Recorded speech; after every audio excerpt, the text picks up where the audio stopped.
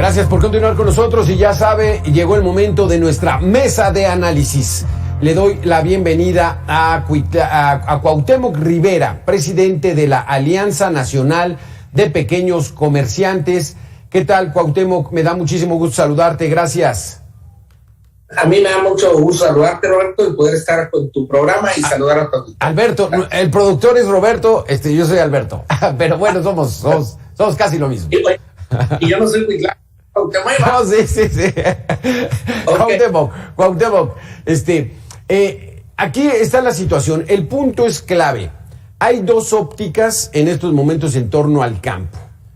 Regresar al nacionalismo, aplicar la política de autosuficiencia alimentaria, todo lo que produzcamos, consumirlo en el mercado interno, o seguir en esta dinámica de el libre comercio tanto con Canadá como con Estados Unidos.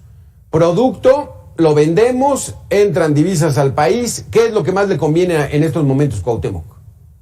Pues mira, la verdad que desde nuestra perspectiva, eso es una falsa disyuntiva, porque evidentemente vivimos en un mundo globalizado, en donde históricamente, no nada más ahora para que no se caigan en la idea de que esto ocurre a partir del neoliberalismo. Esto ocurre desde la época precolombina, es decir, el hombre, la civilización humana siempre ha intercambiado, ha comerciado de un lugar a otro. Aquí el problema, cuando hablamos de que el consumo interno, o sea, que tengamos autosuficiencia alimentaria, es una utopía que debemos perseguir los mexicanos, que es decir, debemos producir lo más que podamos de los alimentos que comemos para que importemos lo menos y nos salga más barato o más posible nuestra alimentación. El espíritu de todo país debe ser producir lo más de lo que se coma y lo que no, importarlo, y lo que produzca además, venderlo a otros países. Claro. Esta es una dinámica natural, histórica, y siempre ha sido así. ¿Consideras, Cuauhtémoc, que ese discurso es de recuperar el nacionalismo, trae intenciones políticas más allá de la realidad del campo? Porque lo que hemos visto en nuestras notas aquí en Mega Noticias, en nuestras notas informativas, es de que el campo pues va muy bien. O sea, si producimos y lo vendemos a Estados Unidos y nos regresan en dólares, pues eso es una dinámica que favorece al país, ¿no crees? Claro, no, y además, mira, hablando más claro, más que política, es un asunto ideológico, lo que nosotros vemos que está aquí, y es una postura ideológicamente, es una postura maniquea, porque se quiere presentar un falso debate. Insisto, no hay tal cosa. No es la idea nacionalista en esa perspectiva, como se quiere trabajar por algunos, es equivocada. Sí. El tema aquí es, por ejemplo, Alberto, veamos el tema que está pasando ahorita con el aguacate. Nos debe dar preocupación, molestia a todos los mexicanos que haya un veto ahorita de la compra del aguacate por temas de inseguridad en el país, precisamente en el momento que es febrero, que es el momento, el agosto de la venta del aguacate en Estados Unidos por lo del Super Bowl. Nos quedamos con todo el aguacate de este lado. Es decir, hay un tema aquí que tenemos que resolver. Claro. Porque el oro verde, por ejemplo, que es el ejemplo más puntual que tenemos a la mano ahorita por la coyuntura, el oro verde es es un producto que nos da un fuerte ingreso de divisas, pero además producimos tal cantidad de aguacate que tenemos oportunidad de mandar de vender en el extranjero y aprovechar esa carencia que tenemos para ganar recursos para el país. Claro que sí. Entonces, pues digo, tenemos que hacer eso. Es que la fórmula es de sentido común, ¿verdad, Cuauhtémoc? Te invito a que le demos la bienvenida al maestro Roberto Guerrero. Él es académico de la Facultad de Estudios Superiores de Cuautitlán, de la Universidad Nacional Autónoma de México. Gracias, Roberto, por estar con nosotros. No sé si has escuchado la plática que hemos tenido con Cuauhtémoc. El nacionalismo, el tan anhelado autosuficiencia alimentaria, ¿es buen mensaje en estos momentos cuando el campo se encuentra en una situación donde las transacciones hacia el exterior están siendo muy benéficas porque traen mucho dinero? Bien, estaba ya escuchando a Cuauhtémoc. Buenas tardes, gracias por la invitación.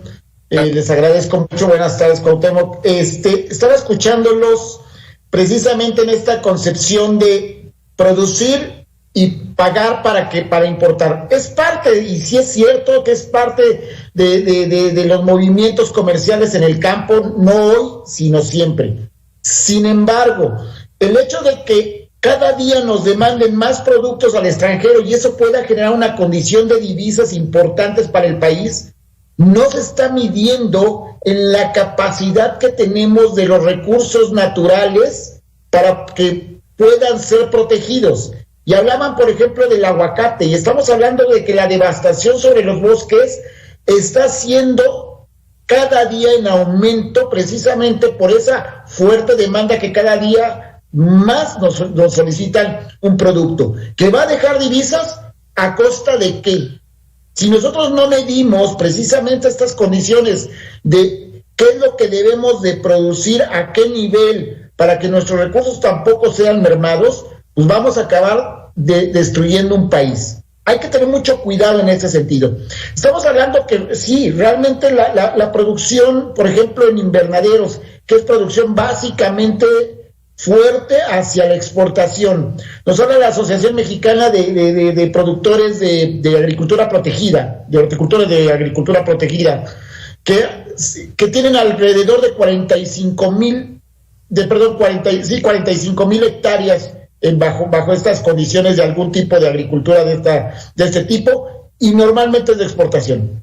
Comparado con los 6 millones de productores de maíz, sí, nada más no es tan grande, o sea, es una producción pequeña y que genera bastantes divisas, pero tampoco se le está apoyando a esos 6 millones de productores, y lo pueden ver en los apoyos que tienen estos pequeños gran productores del campo que exportan, en comparado con la gran masa de productores de granos básicos. No están recibiendo apoyos, todo está destinado más hacia esa ideología de vamos a vender a costa de que nuestro campo se esté pauperizando y esté dañándose la riqueza que tenemos de recursos naturales. Pero el campo se está pauperizando, se está empobreciendo, Cuauhtémoc, y nos estamos acabando los recursos, ¿así es? Mira, yo estoy de acuerdo con Roberto en cuanto a que no se trata de vender a toda costa. Obviamente yo no soy ingeniero agrónomo, pero se entiende que debemos de tener cuidado de no extenuar a nuestra producción agrícola. Es decir, no se trata de producir sin tener cuidado de la salud ambiental, del ecosistema, de las tierras, de todo esto.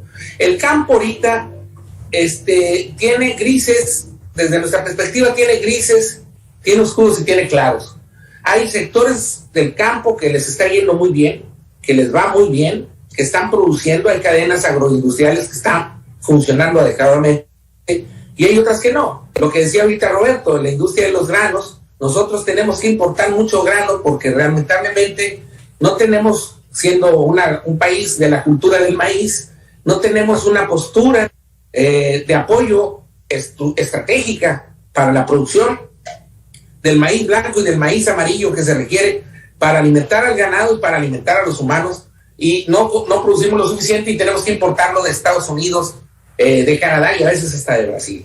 Pero en cambio, en el caso, por ejemplo, de lo que decíamos ahorita, el aguacate, pues finalmente el aguacate es un producto que se da en Michoacán de una manera muy importante.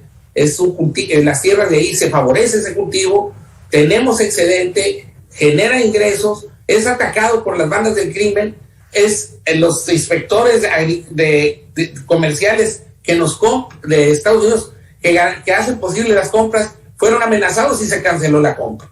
Es decir, nosotros tenemos que dejar claro que ahorita en el campo se requiere de mucha atención, y más ahora que son los productos agrícolas los que más han elevado su precio y más están afectando la economía familiar, los monederos de las amas de casa. Es decir, los productos agrícolas son los que han tenido el mayor impacto inflacionario que se tiene ahorita en el país. Por tanto, sí creo que debe de haber una atención mayor al campo, debe de haber un diseño, una revisión de lo que sí, de lo que no, y mejorar aquello que hay que mejorar. Pero finalmente la discusión de origen que se planteó acá, en esta mesa, que es entre globalización y nacionalización, no creemos que sea el punto, porque la verdad estamos debidamente globalizados todas las naciones y se piensa y se vive al local y se actúa global. Esta es la lógica, no es una falsa disyuntiva. Así lo ves, Roberto. Este mensaje de la autosuficiencia alimentaria va más allá hacia una ideología o hacia una realidad, porque en el 2022 en el que nos encontramos, pues bueno, difícilmente ya podríamos cerrar las fronteras como era antes, ¿no? Como eran en los años 60, el proteccionismo, la producción en latifundios, en fin, ¿cómo ves esta situación? Bien, son dos situaciones diferentes. Una cosa es la parte comercial, en la que estoy completamente de acuerdo con Cuauhtémoc. Necesitamos tener producciones que podamos vender, estamos dentro de un sistema globalizado, no de ahora, de mucho tiempo. Y es bueno poderse llegar, porque nuestro poder adquisitivo es bajo en nuestra sociedad. Entonces, el hecho de poder vender a mayor precio hacia afuera es bueno, siempre y cuando cuidemos o manejemos ese equilibrio entre producción y recursos naturales. Pero por el otro lado es hasta dónde estamos dependiendo hoy de la tecnología. Estamos hablando, y yo lo veo así en cuestiones del uso de plásticos en la agricultura. Tenemos un país que tiene inviernos benignos, sin embargo, seguimos poniendo plásticos porque es la forma en que podemos producir de acuerdo a los estándares que nos exige el exterior. ¿Qué trae esto? Una cantidad enorme de contaminantes al medio.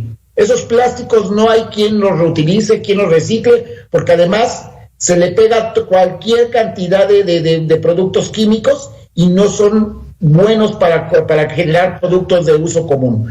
Bien, y por otro lado, si hablamos de la cantidad de agroquímicos y hoy de semillas que se utilizan de acuerdo a los estándares que nos exige el exterior, ahí tenemos el otro gran problema, ¿sí? Dependemos totalmente de la tecnología, no estamos adaptando, estamos adoptando tecnologías de acuerdo a condiciones completamente diferentes, y eso nos lleva a un incremento mayor del uso irracional de los recursos, que además nos están vendiendo a altos precios. Lo que decía Cuauhtémoc, el campo recibió el mayor golpe en cuestiones de incrementos, y eso es debido a que dependemos de la compra precisamente de esos insumos.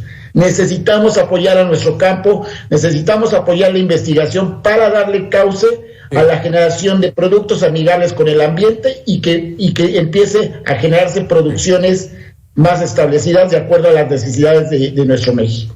Cuauhtémoc, ¿qué significa que tengamos que apoyar a nuestro campo, como dice el maestro Roberto? Las políticas públicas, ¿cómo se encuentra actualmente la administración federal en torno al tema del campo? Pues mira, se queda corta las políticas públicas de apoyo al campo en la actualidad, porque al margen de todo lo que ha señalado Roberto, algo que está condicionando mucho el desarrollo agrícola de nuestro país, y lo está afectando desde hace rato, es el tema estacional. El país lleva más de una década viviendo una sequía muy prolongada, una sequía que se expresa con más fuerza en estados del norte como Sonora, recientemente ahora como Nuevo León, Tamaulipas. La sequía está haciendo estragos en el campo mexicano porque pues no hay agua. La verdad, no ha llovido lo que se esperado, las presas se están secando, los distritos de riego pues no están dando el servicio que deben de dar a las hectáreas que son que se tienen que regar, pues que no son de temporal. Entonces, de alguna manera, la sequía pone en jaque a la agricultura mexicana, y el Estado, el gobierno federal se ha quedado mudo ante este hecho, o casi inactivo ante este hecho,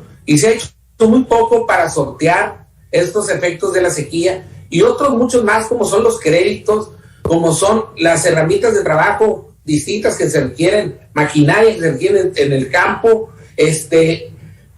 No hay graneleras para los granos. No ha habido una política de apoyo efectivo al campo. Se echó abajo la anterior, muchos de los programas que había antes, bajo el discurso de que esos programas eran de carácter clientelar, políticos, que el dinero que daba el gobierno federal no llegaba a los interesados, que se quedaba en el camino y que había que acabar con el intermediarismo. Con esa parte del discurso estamos totalmente de acuerdo. No queremos corrupción, no queremos clientelismo electoral en el campo, queremos que lo que se vaya a apoyar al campo vaya a la gente que lo requiere y lo demanda y lo ocupe. Pero finalmente no han llegado esos apoyos. No han llegado esos apoyos, se quitó algo y no se ha acabado de concretar la nueva política agropecuaria del Estado mexicano. Eso es el punto y el tiempo pasa, la gente está impaciente, el campo está estresado, la demanda nacional no está siendo cubierta, tenemos mucho, importamos más de lo que exportamos y las exportaciones que tenemos, pocas o las que son exitosas, ahorita hasta están hackeadas por la delincuencia. En conclusión, no son buenos días para la agricultura mexicana y sí tendríamos que llamar la atención a que se revise lo que está ocurriendo y tratar de apoyar de manera más efectiva. Que mucho es la intención aquí de nuestra cadena de noticias, Mega Noticias, poner estos temas que no se abordan. Se discute que la revocación de mandato, que la casa gris, pura polaca. Pero la realidad es esta, maestro Roberto, donde hay que poner este tema para que se discuta. ¿Por dónde tendríamos que entrarle a esa discusión para que se atienda y tengamos un mejor campo? Es muy complejo. Hablar de la parte agraria, podemos decir la parte de producción, tenemos que ver toda la complejidad de la cultura. Si no hemos podido entender durante cientos de años, que nuestro México es tan diverso en climas, en suelos. Hablamos que de una zona, y lo podemos ver dentro de la Ciudad de México, de hablar de la zona del sur hacia Tlalpan, hablar hacia la zona de satélite, Cuautitlán, donde estamos nosotros, son condiciones ambientales diferentes y seguimos pensando que debemos de trabajarlas igual, que los apoyos son similares o que las necesidades son similares. En cuestiones de producción tenemos que evaluar nuestros suelos, el clima. Algo que decía Cuauhtémoc, ¿dónde podemos nosotros establecer una política agraria que sea acorde a las necesidades de cada lugar?